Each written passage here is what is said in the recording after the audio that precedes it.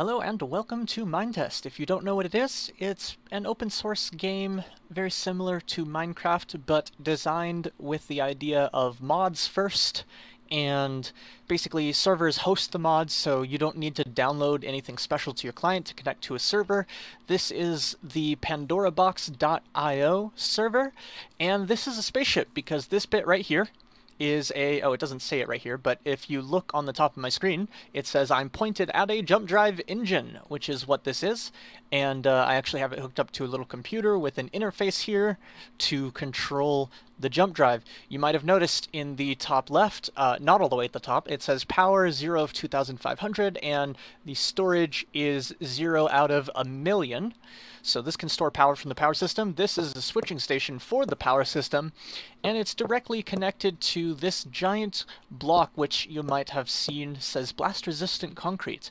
And right here, there's a little gap, and here's a high-voltage nuclear reactor rod compartment, or nuclear reactor core, which is currently idle. And I can start that. I'm not going to start that just yet, though, because I need to put... Oh, I'm already wearing the hazmat suit. Okay, yes. So there is radiation damage, and you can die from that.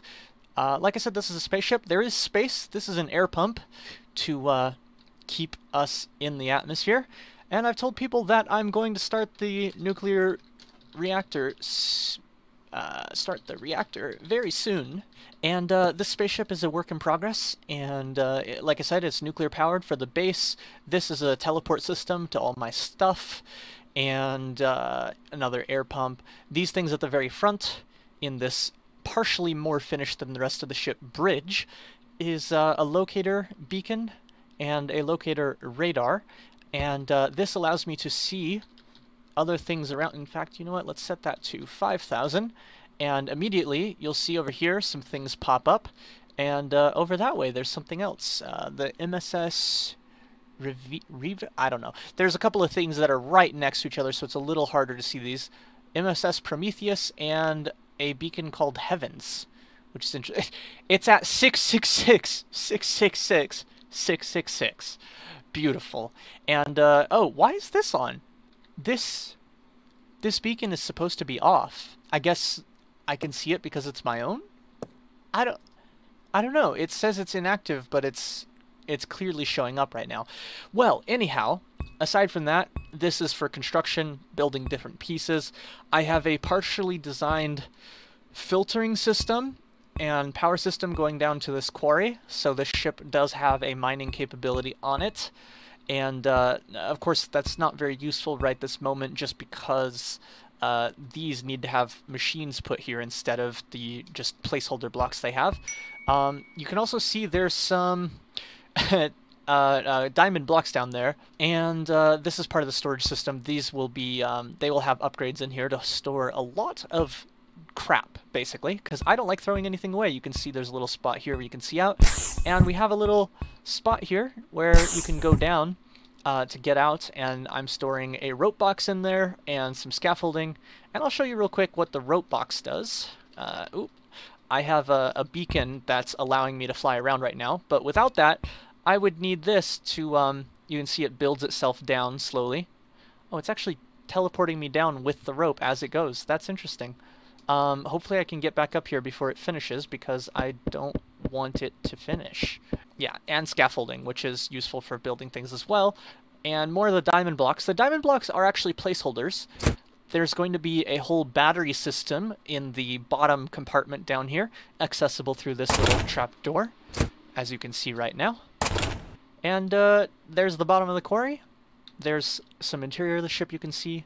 And yeah, I made the exterior blocky because I don't like the look of ships with nice angles on them in here when you're in space. Because in space, they'll all have little bits of atmosphere around them, which just doesn't look right in the vacuum.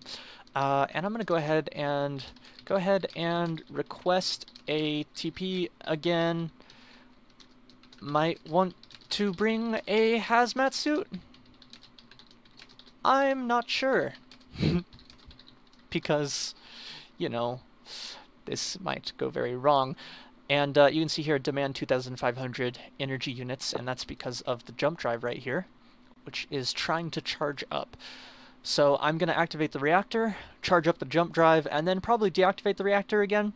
Now, you can't actually deactivate the reactor, but what you can do is if you remove the switching station here, it forces all things connected to it that would normally be powered to quit functioning. So I'll be able to disable it even though I shouldn't be able to. And the power that it'll produce is quite high and lasts for about a week.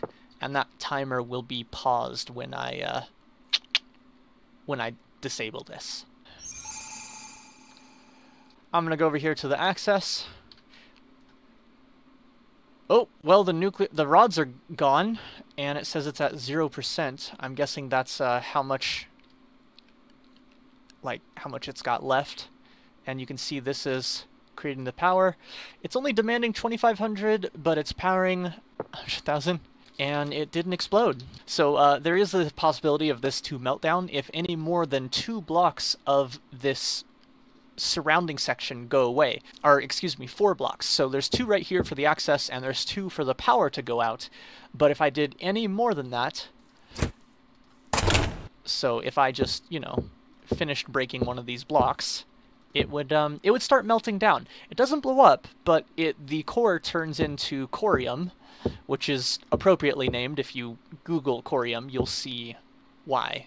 Oh my goodness, the jump drive is already charged. Now, can a jump drive jump without a switching station? I don't know. Let's find out. Here goes nothing. We want y-axis up. We actually have more power stored than is possible. More power stored than necessary. Didn't jump. I may have the factor, I may have the factor set too high. The factor is a multiplier to how far it'll try to jump. Alright, let's see if you'll go now. Well, the computer program I have doesn't seem to be firing it up. It may only connect from the top section though, in which case it's not wired up. So I'm going to see if placing a wire on top. It looks like it's connected now. Let's try let's try firing it now. Jump target is obstructed. Interesting. I'm going to go ahead and set the factor back to... I believe the factor is just straight up multiplied onto the system. The increment is calculated... Here it is, radius times 2 plus 1 times mem factor. So the radius of the ship plus 1, which is going to be, it's going to be 30 times whatever the factor is. So I'm going to set the factor to something like, alright, 6 times 30. That should be decent. Alright, let's go ahead and hit Y+. Woo! Ah! Sometimes it can be a little scary when it goes. Alright, 400. I'm going to jump again. Might not have enough power, or it might be obstructed. Let's go ahead and set our factor up to 8. No. Might be something in the way. Also, this might be being set to a ridiculous number. Nope, it's not. Let's go ahead and jump up to 1,200. Not enough power. Alright. Ah, thank you, SX. Does that apply when using a Lua or using a Digiline, though?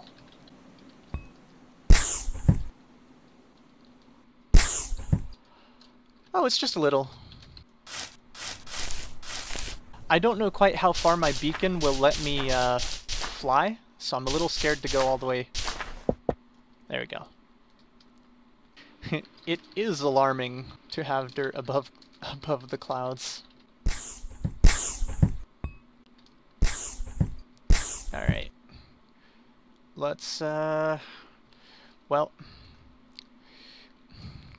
it's out of power again already. Alright, we got a decent amount of power. Let's go ahead and try this.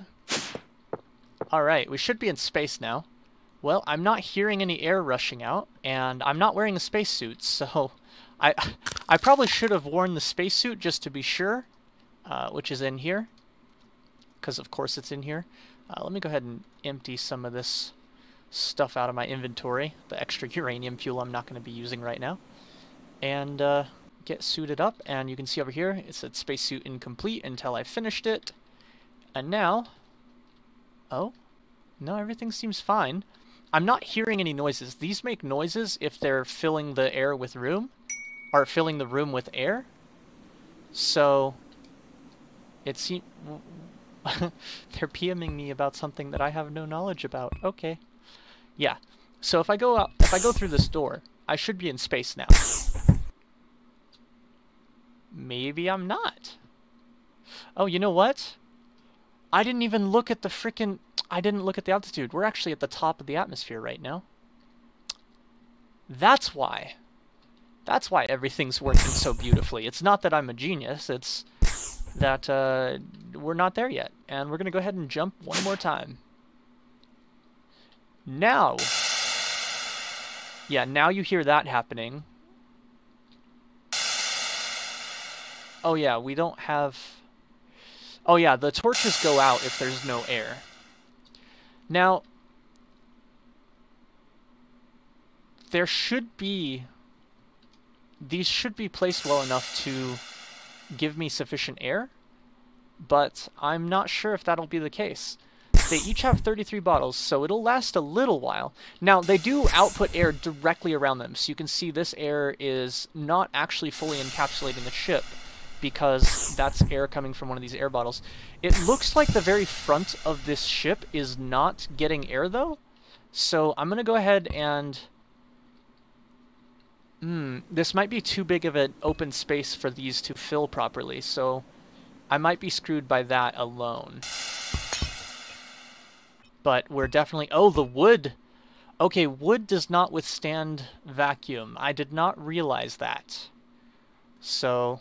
These little bits of temporary structure that I had made of wood actually do not withstand that. So I'm going to put glass here temporarily. I'm going to go ahead and grab that.